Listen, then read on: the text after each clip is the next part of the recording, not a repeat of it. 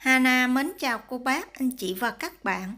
Hôm nay xin mời cô bác, anh chị và các bạn cùng vào bếp làm với Hana một món bánh từ bột nếp. Với lớp vỏ bên ngoài rất là giòn, bên trong thì mềm dẻo. Phần nhân vô cùng đặc biệt.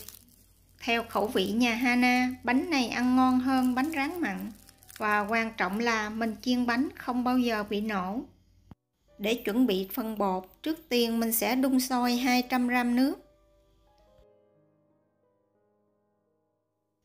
Khi nước sôi thì mình sẽ tắt bếp và cho vào son 100g bột tăng mi. Dùng đũa khuấy cho hỗn hợp bột và nước thật là hòa quyện. Sau đó mình sẽ đậy nắp lại và để khoảng 10 phút. Bánh này cô bác, anh chị và các bạn bắt buộc phải dùng bột tăng mi. Bột tăng mi Hana thấy Việt Nam bán rất là nhiều trên Shopee. Phần bột nếp Hana sử dụng 200g, mình sẽ cho vào tô. Thêm vào 1/4 muỗng cà phê muối, 50g đường cát. Đường cát tạo hương vị đặc trưng cho vỏ bánh này. Mình sẽ dùng đũa khuấy đều hỗn hợp và cho vào từ từ 135g nước. Dùng đũa khuấy đều cho hỗn hợp nước và bột được kết hợp. Sau đó mình sẽ dùng tay nhồi cho tới khi hỗn hợp bột thành một khối dẻo mịn. Lúc này, thời gian Hana chỉnh sửa clip hay vào buổi sáng, nên có thể giọng nói khác mỗi lần. Hôm qua có một bạn bình luận Hana giả giọng lơ lớ. Hana nghe mắc cười. Lơ lớ làm gì? Việt Nam bây giờ giàu hơn Việt kiều. Bột sau khi nhồi xong, cô bác, anh chị và các bạn lấy một ít ra tay. Mình vo tròn. Nếu thấy bột dẻo mịn là đạt. Nếu thấy bột bị khô nứt thì mình cho thêm một xíu nước vào.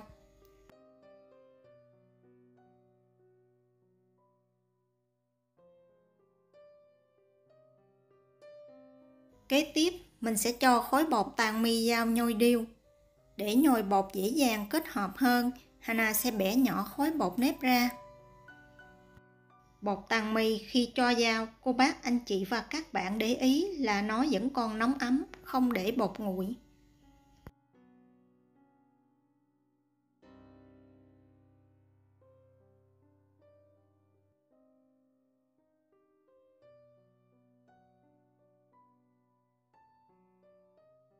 Mình cũng sẽ nhồi cho khối bột này thật là kỹ và thật là hòa quyện. Sau đó cho vào 70g dầu ăn hoặc là dầu phộng. Nếu cô bác, anh chị và các bạn sử dụng dầu phộng thì phần vỏ bánh sẽ ngon hơn.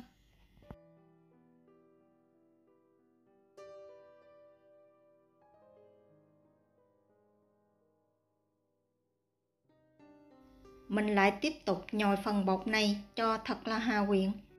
Phần này cô bác, anh chị và các bạn cố gắng nhồi kỹ một chút thì sau khi chiên bánh sẽ giòn và vỏ bánh sẽ đẹp hơn. Khi nhồi xong thì mình sẽ cho bột vào túi bọc kín lại, dàn đều ra và cho vào tủ lạnh ít nhất là 4 tiếng, hoặc là cô bác, anh chị và các bạn để qua đêm. Bột mình để thật lạnh thì khi tạo hình rất là dễ. Sau khi chiên vỏ bánh sẽ giòn xốp và đặc biệt là lên màu đẹp hơn.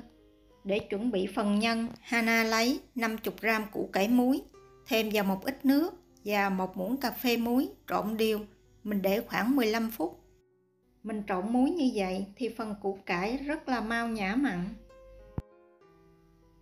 Kế tiếp mình sẽ lấy 40g hành lá cắt nhỏ. Cô bác, anh chị và các bạn nhớ để đầu hành riêng. Hành lá khi mua về trồng thì Hana mua loại hành hương. Khi trồng xong thì nó giống chủ mập ú, nên mình phải cắt nhỏ ra. Nếu cô bác, anh chị và các bạn sử dụng hành nhỏ hơn thì mình để nguyên, không cần chẻ đôi.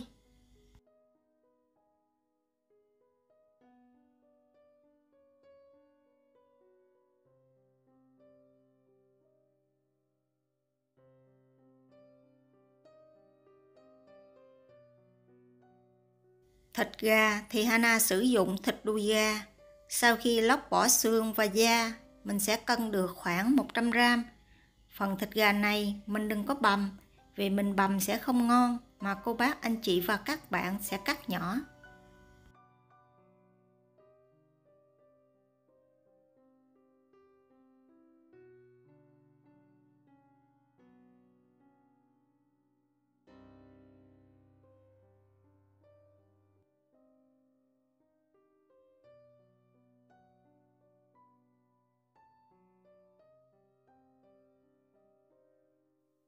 Thịt heo, Hana cũng cắt hạt lựu nhỏ.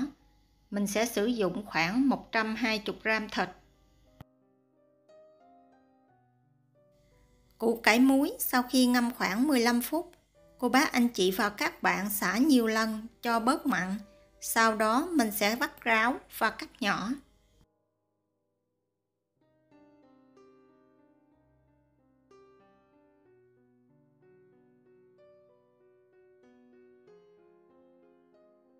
Phần tôm khô sẽ tăng hương vị cho nhân bánh.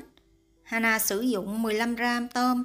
Tôm này mình không đem ngâm mà mình đem rửa sạch và để ráo. Tiếp theo mình sẽ đun nóng một muỗng canh dâu. Khi dầu nóng thì cho 1/2 đầu hành dao xào thơm. Và mình sẽ cho hết phần tôm khô vào, xào cho tới khi tôm có mùi thơm thì tắt bếp.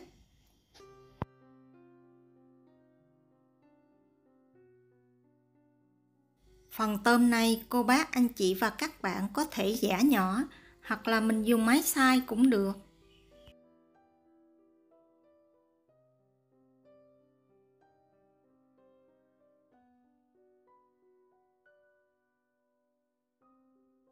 Cho chảo chiên tôm lúc nãy trở lại bếp, thêm vào một muỗng canh dầu ăn.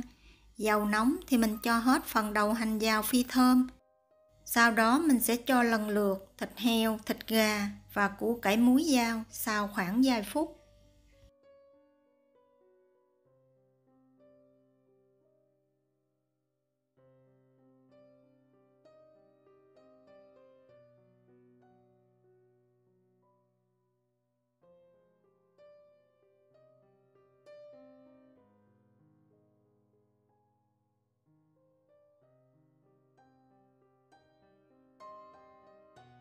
Gia vị nêm vào, Hana sử dụng 1 muỗng cà phê đường cát, 1/2 muỗng cà phê dâu hao, 1 muỗng cà phê nước tương loại nhạt, 1/4 muỗng cà phê hắc xì dầu. Mình sẽ đảo đều lên. Thêm vào 1/4 chén nước lạnh. Trộn đều lên và đậy nắp lại nấu cho tới khi thịt chín hoàn toàn. Sau đó mình sẽ cho hết phần tôm khô giã lúc nãy vào. Để tăng thêm hương vị cho nhân, Hana sử dụng thêm 1/2 muỗng canh rượu nấu ăn và một xíu hắc xì dầu cho lên màu đẹp hơn. Nếu cô bác anh chị và các bạn không có rượu nấu ăn, mình có thể bỏ qua. Và đặc biệt phần nhân này mình sẽ cho thêm 1/4 muỗng cà phê bột ngũ vị hương. Để tạo độ kết dính cho nhân, Hana sử dụng 1 muỗng cà phê bột bắp và 4 muỗng cà phê nước. Mình sẽ khuấy đều, cho vào hỗn hợp nhân trộn đều. Sau đó cho hành lá vào, đảo đều thì tắt bếp. Phần này Hana quên quay lại. Sorry cô bác anh chị và các bạn. Nhân này cô bác anh chị và các bạn nhớ để thật nguội. Mình có thể chuẩn bị trước chung với bột, qua ngày hôm sau thì mình gói bánh. Phần bột sau khi để tủ lạnh khoảng 4 tiếng thì mình sẽ lấy ra ngoài, nhồi lại cho thành một khối.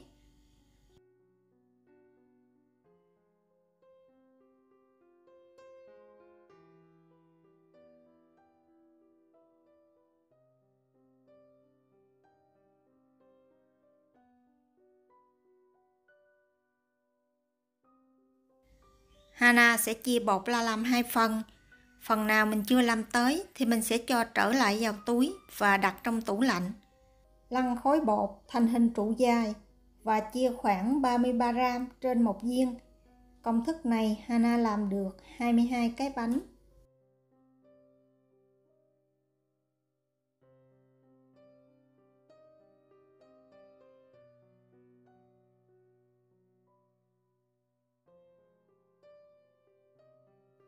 Để tạo hình cho bánh thì cô bác anh chị và các bạn dùng tay nhồi viên bột lại một lần nữa và mình vo tròn ấn dẹp. Phần này cô bác anh chị và các bạn đừng làm mỏng quá. Viên bột này mình ấn dẹp khoảng 6 cm là được. Sau đó mình sẽ tạo một lỗ hổng chánh giữa và cho nhân vào. Nếu thích ăn nhân nhiều, cô bác anh chị và các bạn có thể cho nhiều hơn Hana. Nhưng mà mình đừng cho nhiều quá. Vì mình cho nhiều quá một chút, phần nhân này nó sẽ bị tức và sẽ bị lủng bột.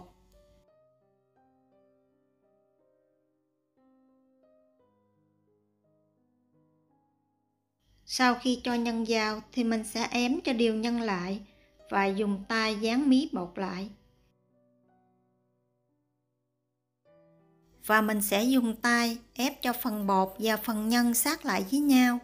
Mình làm như vậy để phần không khí không lọt vô trong, giúp cho bánh khi chiên không bị nổ. Bánh sau khi tạo hình xong, cô bác, anh chị và các bạn nhớ đặt trên một khay có chất chống dính. Nếu không có thì cô bác, anh chị và các bạn nhớ lót giấy nến phía dưới hoặc là bao ni lông cũng được. Mình đừng có chất bánh sát với nhau để một chút bánh dính vào, mình chiên sẽ bị lủng bánh. Trong thời gian tạo hình bánh thì cô bác, anh chị và các bạn nhớ đun nóng sẵn một chảo dầu. Bánh này mình chiên ngập dầu. Cô bác, anh chị và các bạn có thể sử dụng cái xoong nhỏ hơn. Mình chiên bánh ít lại, không nhất thiết phải dùng chảo lớn, tốn nhiều dầu. Vì Hana một chút chiên chân gà nên Hana sử dụng luôn. Nhiệt độ dầu khi chiên bánh rất là quan trọng. Nó sẽ quyết định bánh có nổi vỏ sần hay không. Cô bác, anh chị và các bạn sau khi thử dầu sôi, mình cho một xíu bột vào. Nếu mà viên bột nổi lên lập tức thì mình mới bắt đầu chiên. Để chắc ăn nhất là sau khi thử dầu xong, cô bác, anh chị và các bạn để thêm khoảng 1-2 phút nữa thì mình tắt bếp và cho từ từ bánh vào. Cô bác, anh chị và các bạn nhớ đặt bánh có khoảng cách, đừng để bánh dính vào nhau. Nếu cô bác, anh chị và các bạn không tắt bếp thì mình cho bánh vào, phần dầu sẽ thay đổi liên tục. Bánh sau khi chiên có màu sắc không đồng đều. Mình sẽ để như vậy khoảng 1 phút. Nếu cô bác, anh chị và các bạn làm đúng nhiệt độ thì khi đặt bánh vào, trên mặt bột sẽ xuất hiện lập tức những hạt nhỏ li ti. Nếu mà không đủ nhiệt độ thì phần mặt bánh sẽ bị trơn láng. Sau 1 phút thì mình sẽ mở lửa trở lại ở lửa vừa và chiên cho tới khi bánh vàng đều. Trong thời gian chiên bánh, mình có thể tạo hình phần bột còn lại. Thỉnh thoảng cô bác, anh chị và các bạn nhớ dùng đũa trở mặt bánh để giúp bánh được vàng đều.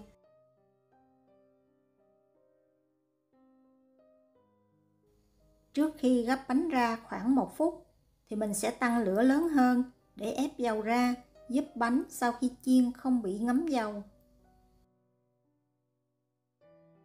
Mẻ bánh kế tiếp, trước khi cho vào, cô bác, anh chị và các bạn cũng tắt lửa.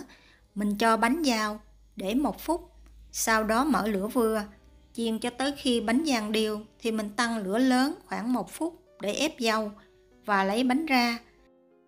Nếu cô bác, anh chị và các bạn không chiên liền thì sau khi tạo hình xong, mình sẽ đặt bánh vào tủ đông. Khi nào ăn thì mình lấy ra ngoài, đã đông và mình chiên bình thường.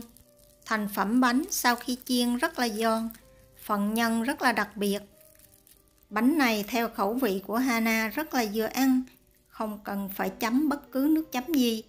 Nếu thích, cô bác, anh chị và các bạn có thể kết hợp với tương ớt cũng được. Nếu thích những gì Hana chia sẻ, nhớ đăng ký ủng hộ kênh của Hana nhé. Hana cảm ơn.